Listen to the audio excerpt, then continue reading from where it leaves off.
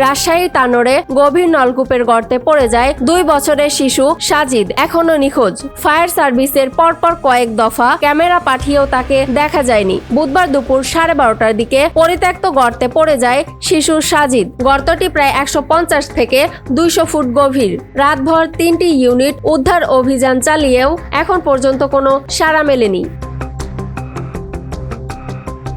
Fire service জানায় 30 foot, পরে 35 foot এবং সর্বশেষ 45 ফুট গভীর পর্যন্ত ক্যামেরা পাঠানো হলেও ওপর থেকে পড়া মাটি ও খড়ের কারণে শিশুটিকে দেখা যায়নি। সহকারী পরিচালক দিদারুল ইসলাম বলেন, আমরা তাকে এখনো দেখতে পাইনি। সে বেঁচে আছে কিনা সেটাও নিশ্চিত নই, তবে অক্ষত অবস্থায় উদ্ধারের চেষ্টা চলছে।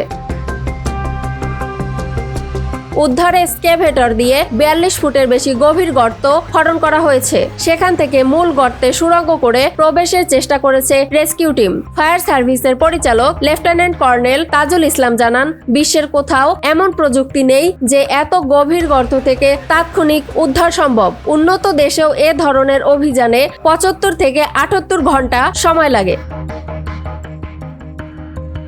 এদিকে ঘটনাস্থলে হাজার মানুষের ভিড়ে উদ্ধার কাজে বেগ পেতে হচ্ছে কর্তৃপক্ষকে। প্রস্তুত রাখা হয়েছে অ্যাম্বুলেন্স ও জীবন রক্ষাকারী সরঞ্জাম। স্থানীয়রা জানান, গ্রামে পানির স্তর নেমে যাওয়ায় গত বছর পরীক্ষামূলকভাবে এ গর্ত খোঁড়া হয়েছিল।